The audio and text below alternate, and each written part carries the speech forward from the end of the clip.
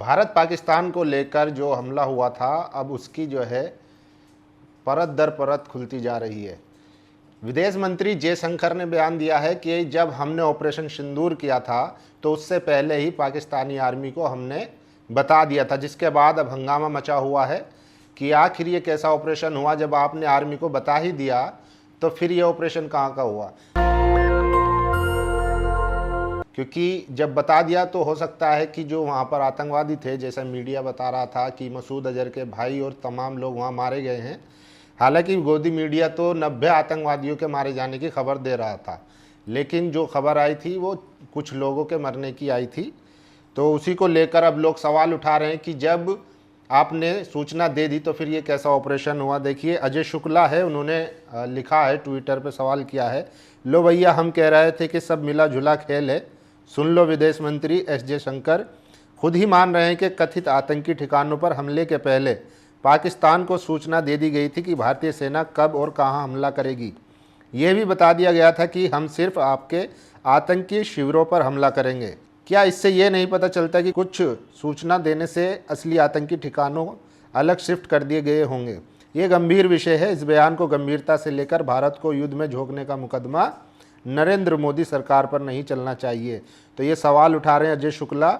इसके अलावा आम आदमी पार्टी के राज्यसभा सांसद संजय सिंह हैं, जो मुखर होकर अपनी बात रखते हैं और संसद में भी सवाल उठाते हैं। उन्होंने भी सवाल उठाया है, मोदी सरकार ने देश के साथ गद्दारी क्यों की, भारतीय सेना के साथ गद्दारी क्यों की।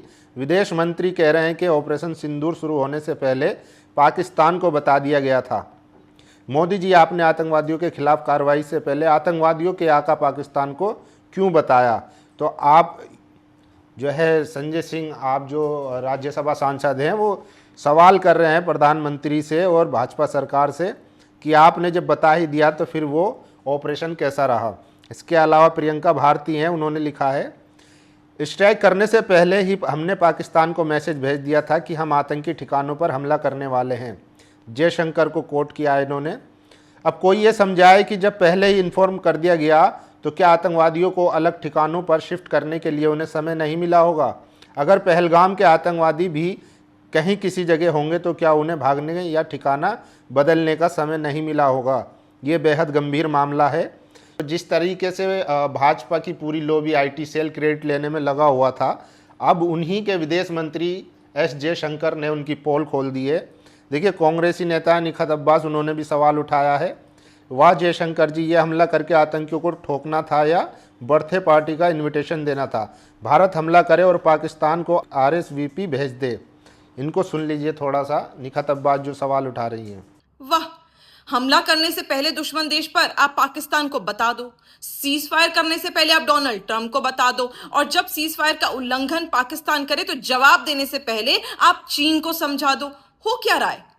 हमला कर रहे थे या फिर बर्थडे पार्टी का इनविटेशन भेज रहे थे जो आरएसवीपी लिखकर पाकिस्तान को भेजेंगे कि हम फला फला तारीख पर आएंगे और हमला करेंगे। किस प्रकार भारत सरकार ने सेना की जान को जोखिम में डाला है, ये जवाबदेही हमारी भारत सरकार की है। तो देखा आपने, जो भारत सरकार के विदेश मंत्री एस जयशंकर, उन्होंने कहा है कि हमने पाकिस्तानी मिलिट्री को पहले ही इन्फॉर्म कर दिया था कि हम कहाँ कहाँ हमले करेंगे और किन किन ठिकानों पर हमले करेंगे। तो अब सवाल ये उठ रहा है कि जब बता ही दिया था तो क्या पाकिस्तान की जो सेना है, जिस पर आरोप लगता है कि वो आतंकवादियों को पनाह देती है, उनको तैयार करती है और फिर इंडिया में या और जगह पर भेजती है आतंकवाद करने के लिए, तो क्या वो लोग उनको बचाए नहीं होंगे। तो ये कई सारे सवाल है कि आखिर राजनीतिक फ़ायदा उठाने के लिए मोदी सरकार ने पूरे देश को एक युद्ध में झोंकने की कोशिश की थी। और उसके बाद सवाल ये भी उठने शुरू हो गए थे कि पाकिस्तान के साथ चीन खड़ा था, अमेरिका खड़ा था, तुर्की खड़ा था, लेकिन इंडिया के साथ मजबूती से कोई भी देश नहीं खड़ा था। और जब बात आती है कि मोदी 56 इंच का सीना है और घर में घुस के मारते हैं, बदला लेते हैं, ऐसे में जब पाकिस्तान बकौल गोदी मीडिया के कि उसके इस्लामाबाद पर भी जो है भारत की सेना घुस चुकी थी, कराची पोर्ट भी उड़ा दिया गया था, तो फिर सीज फायर क्यों हुआ। तो ये सारे सवाल है और अब सब क्लियर होता जा रहा है धीरे धीरे। जिस तरीके से विदेश मंत्री एस जयशंकर ने बयान दिया है कि हमने सूचना पहले ही दे दी थी, तो अब लोग कह रहे हैं कि ये कहीं ना कहीं प्री प्लानिंग था और सिर्फ क्योंकि बिहार में चुनाव आने वाले हैं और चुनाव के मद्देनज़र रखते हुए ये युद्ध छेड़ा गया था।